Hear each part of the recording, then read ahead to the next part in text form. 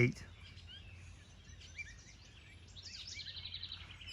I say, pursuing my theme, that long before we reached the base of the high tower, our eyes looked upward to its summit.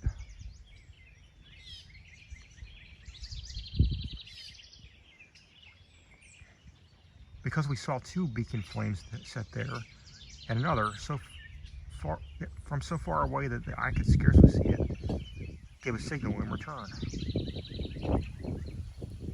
And I turned to the fount of all knowledge and asked, "What does it say?" And what does the other light reply?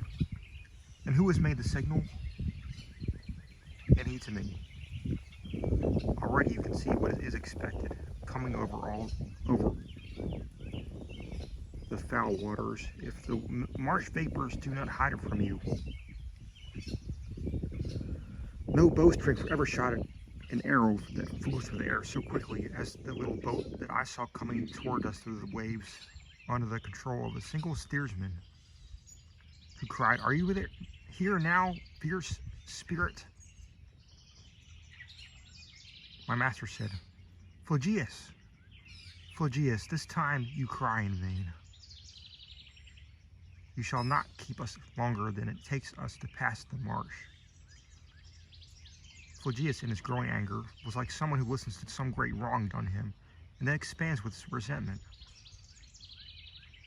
My guide climbed down in the boat, and then made me board after him, and it only sank in the water when I got in. As soon as my guide and I were in the craft, its prow went forward, plowing deeper through the water than it does carrying others. While we were running through the dead channel, one rose up in front of me,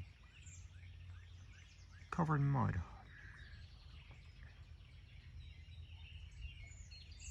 And said, 'Who are you that come before your time?'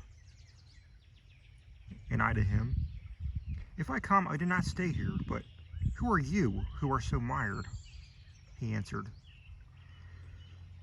'You see that I am one who weeps.' And I to him, 'Cursed spirit, remain weeping and in sorrow, for I know you, muddy as you are.' Then he stretched out both hands out to the boat, at which the cautious master pushed him off, saying, 'Away there with the other dogs.'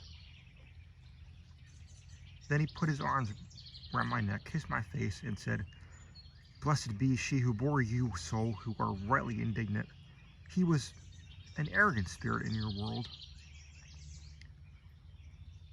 There's nothing good with which to adorn his memory, so his furious shade is here. How many up there think themselves mighty kings that will lie here like pigs in mire, leaving behind them dire condemnation?' I said to him, 'Master, I would like very much to see him drowned in this mire before we leave these waters.' And he to me, 'You will be satisfied before the shore is visible to you. It is right that your wish should be gratified.'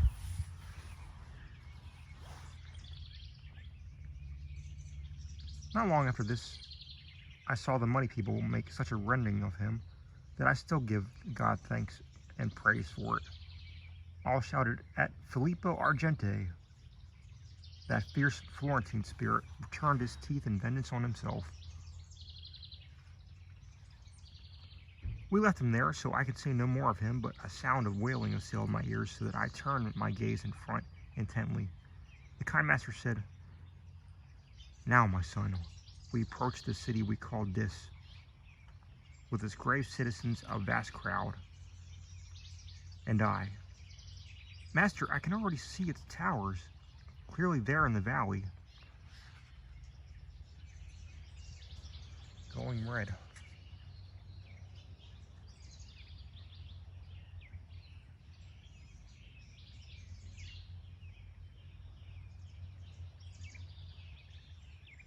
As if they issued from the fire. And he to me, The eternal fire that burns them from within makes them appear reddened, as you see in this deep hill. We now arrived in the steep ditch that forms the moat to the joyless city. The walls seemed to me as if they were made of iron. Not until we made a wide circuit did we reach a place where the ferryman said to us, "Disembark, here is the entrance."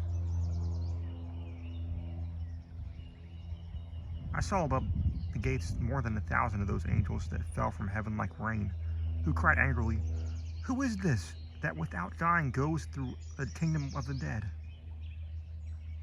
And my master made a sign to them of wishing them to speak in private. Then they furled their great disdain and said, "Come on alone, and let him go who enters this kingdom with such audacity. Let him alone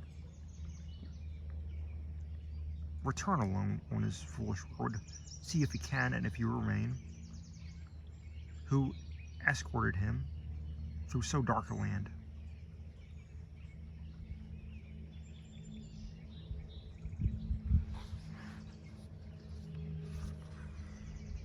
Think, reader, whether I was not disheartened at the sound of this accursed word, not believing I could ever return here. I said, "Oh, my dear guide, who has ensured my safety more than 7 times and snatched me from certain danger that faced me, do not leave me this helpless. And if we are prevented from going on, let us quickly retrace our steps." And that Lord who had led me there said to me, "Have no fear, since no one can deny us passage. It was given us by so great an authority, but you wait for me, and comfort and nourish your spirit with fresh hope, for I will not abandon you in the lower world." So the gentle Father goes and leaves me there, and I am left in doubt, since yes and no war inside my head.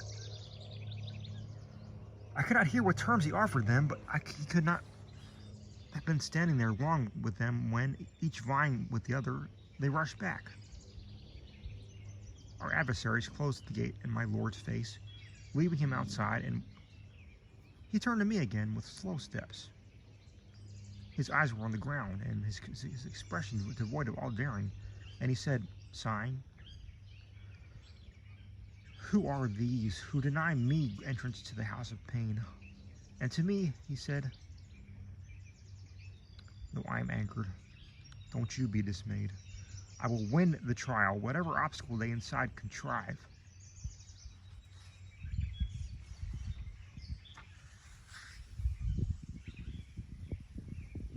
This insolence of theirs is nothing new, for they displayed it once before at that less secret gate we passed that has remained unbarred. Over it you see the fatal writing, and already on the side of the entrance one is coming down the slope, passing the circles unescorted, for one for whom the city shall open to us.